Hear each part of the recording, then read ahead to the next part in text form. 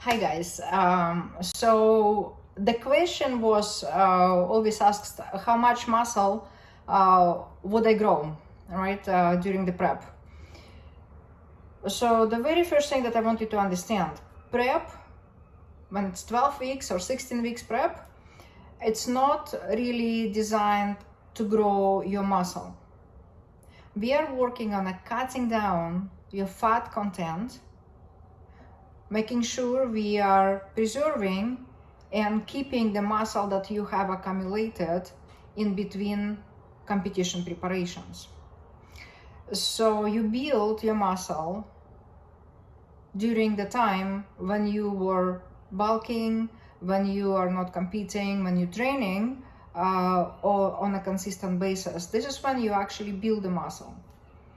So when it comes to somebody who is the first time competitor or first time going through the program in my program, you actually have no clue how much muscle you have underneath of your body fat and the water, especially if your body fat is higher, right? So the initial step will be to bring your body fat from excess amount to closer to your essential amount, which is for women about 20%, for guys about 10, 11. And then from that point, we will start to lean you out for the competition purposes. If somebody who have never competed and decided to do a prep for the show, so there are two categories now. Somebody who made up their mind now to enter into the sport of bodybuilding and train and compete year in, year out and make it their lifestyle. And those people who just want to get on stage, lean out and look great for the pictures and never go on stage again.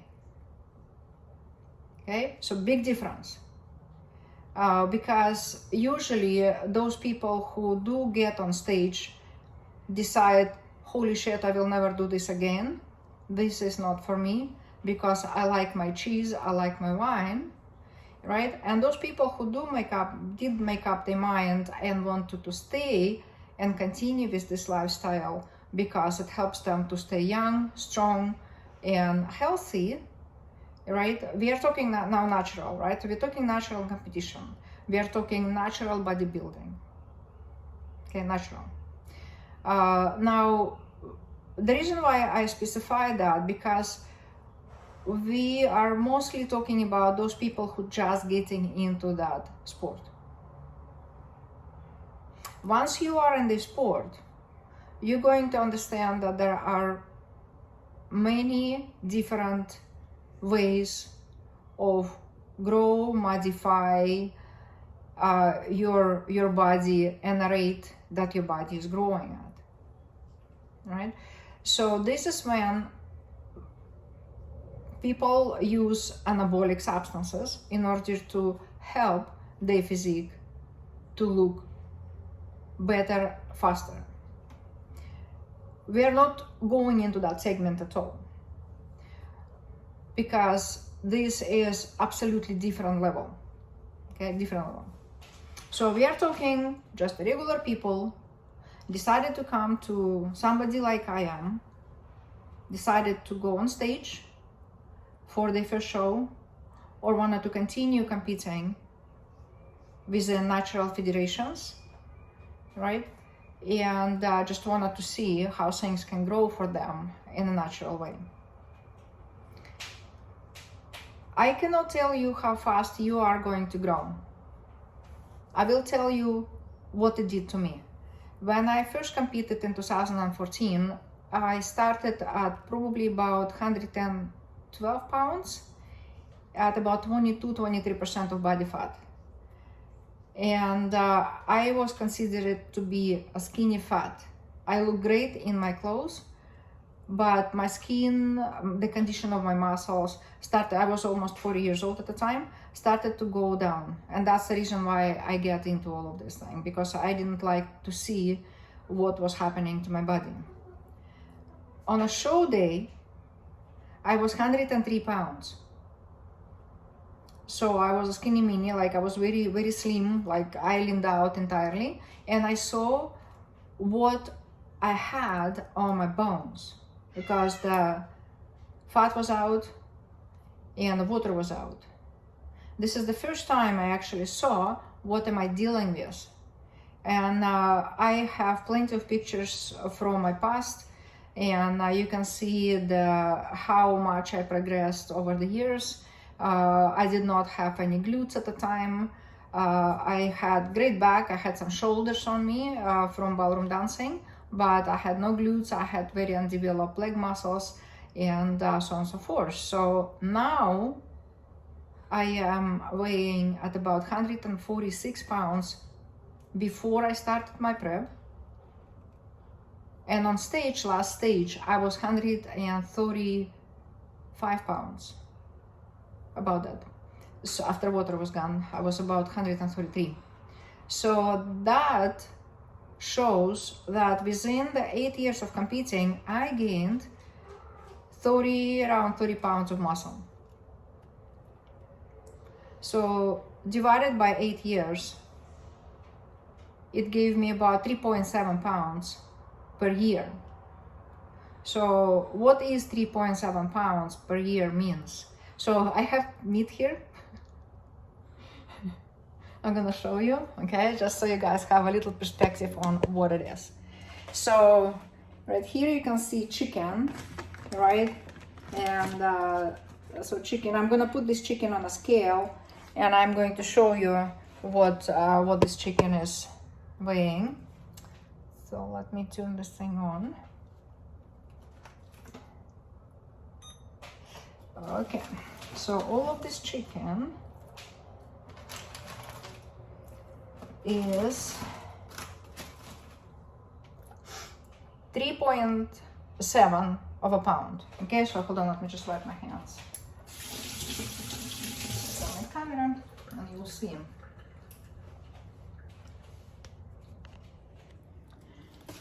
So here we go, where it is, right there. So I hope you see it, okay, right? So it's 3.7 of a pound, right? This is per year, okay? And meaning that it should be about 400 grams. So if it's 6 months, right, it's half of it, and 12 months, it's quarter of it. Right, so it's going to be about close to a pound, a little bit less than a pound. So let's reduce this number now to about a pound. Let's add a little bit more. No, something, come on, I need more, a little bit more meat. I'm ripping the chicken. Oh my goodness, okay. In a sec, okay? I'm just going to get some more piece here. About 1.1. Okay, so this is about 1.1 right there. Okay, so if you like it, this is how much you're going to put on in your body within 12 weeks. Look at this thing. Get off. Oh my God, they're coming in. So now you can try evenly spread it around your body. Maybe like put like a little bit on your glutes, a little bit on your shoulders, a little bit on your back, on your quads.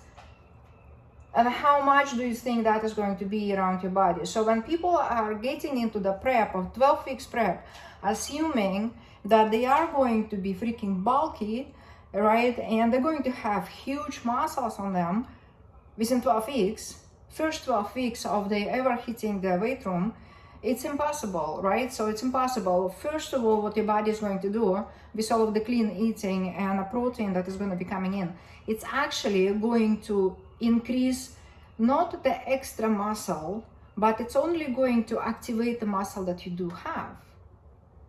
Okay, so your muscle going to start losing your body fat that squeeze the fat cell, muscle cell, right? And your muscle finally started to have room to fill up with nutrients and the water. right? The reason why what's happening is because your skin is holding everything all together, right? And you have your bones in there, you have your muscles in there, you have your blood, you have your endocrinal system, right? All the fluids in there. But the diet that people are going on will start to accumulate the body fat, and the body fat is going to misplace the water out of the body, right? And that will start squeezing the muscle, and the water is going to be gone, and the muscle won't be able to become round, right? So once the fat started to go, the muscle eventually, like finally, will start to have room to actually expand. Okay, and you will start to get water accumulation in there. You will start to have some nutrients accumulation, and your muscle started to get a little bit denser, better. Okay, that's what happens when you do the very first prep.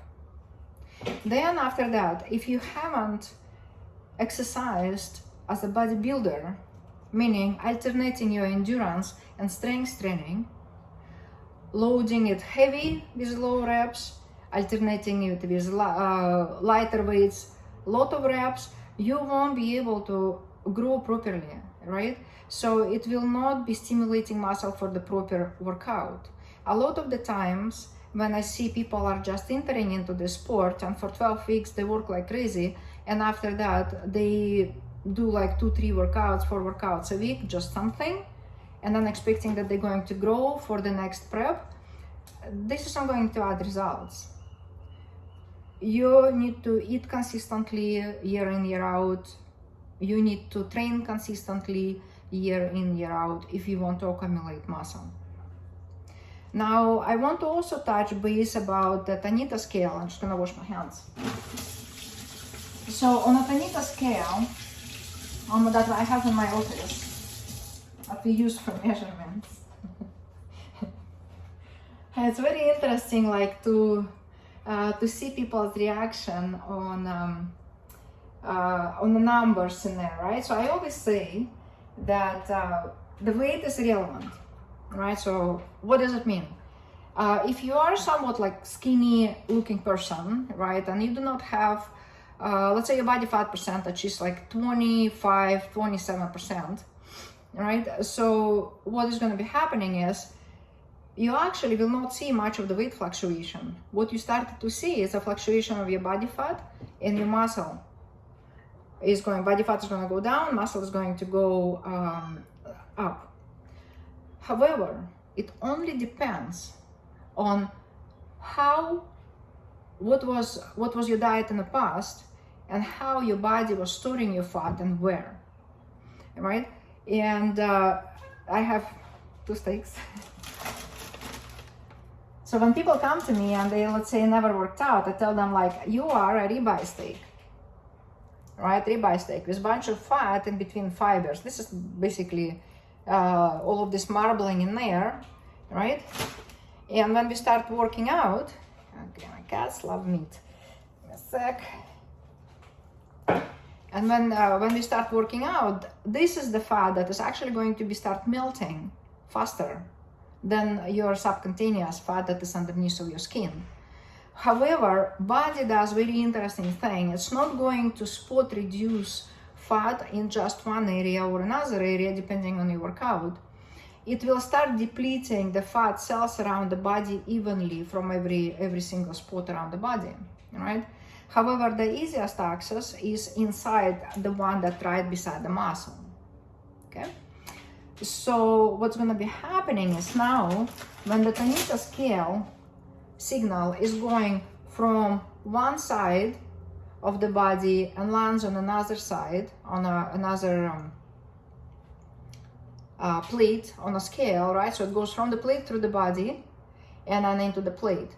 It goes with the specific distance and time of that signal. And when the signal is going through, it goes through the skin, fat layer, muscle, bone, your intestine, your another like fat, another muscle, skin, whatever, right? And comes into the pads. And each time it changes, density changes, the signal is going to go faster or slower, right? So, and then I put into calculation, and gives you a result. And depending if what that have you done within a week, right? Your muscle is going to either be a little bit denser or a little bit softer. During the weight loss program, once your fat is going, now your muscle have room to expand, but it doesn't have materials in there to expand, so the muscle is still soft. That result is going to show that your body fat went up, right? Now, when the scale is going through one side to another side, and let's say it takes 10 seconds, I have something black in there, piece of paper. Let's say it has 10 seconds to go from one side to another side, right? And it will give you certain reading on a muscle, but then you shrink it, right? You shrink it like a ribeye now. It will take less time to go from point A to point B. That will read as a less muscle on a scale number. Does it mean you have less muscle? No, you just densified the muscle. It means there is no much marbling inside of it now. So that's what it means. So when people are freaking out at weigh-ins, like, oh my God, I'm losing my muscle. You're relaxed, you're not losing your muscle. You're densifying your muscle, you're getting rid of the fat marbling that was inside of your muscle bellies, and your muscle belly now shrinking in the diameter, making you smaller, right? Making the muscle smaller. In order for you to grow that muscle and densify it and increase the diameter of that muscle, you need to eat shitload of chicken, protein, right? And yeah, so basically that's what it is. So don't freak out on the scale. Your body, it's impossible to lose the muscle. Impossible to lose the muscle. Even with sarcopenia, you're still not losing the muscle. Your muscle from round become completely flat, but it keeps the nucleus. And if you, in any point of your life, decided to work out, that nucleus will start to work and become a muscle cell, proper muscle cell again. Okay? So there is no muscle loss during the 12-week prep when you are shredding your fat out so you can see what muscles you have. If you look like you're losing a lot of muscle, it means you had a lot of water in your muscle bellies and you had a lot of fat in your muscle bellies. And now you're shrinking it into the diameter, densifying it, right, to the diameter. It's difference, right? It's a huge difference. If I will take this fat out and put it all together, it's going to be much smaller piece of meat, right? So that's basically an example. And once you're on stage, you're like a lean ribeye, a lean filet mignon, right? And when we are off season, we become ribeye. If you do not work out and eat shitload of fatty foods and like big carbs, and you don't work out and you eat once a day and you do not eat properly and you eat foods that inflame you, then you're gonna become ribeye steak, right? So now another thing is the alcohol consumption, right? This is another thing that I have seen.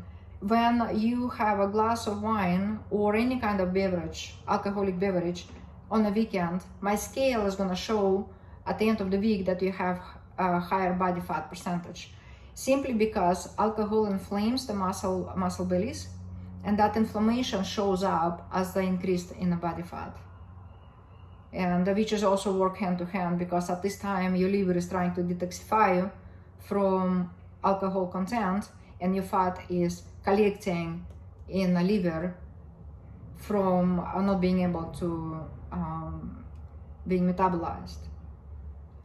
Yeah, so I hope it clears up the air about what prep is all about, right? So whenever people go on the first time going on a stage, this is just to see what you're made of. And this is just to see what you're made of. And from that point, you go to work.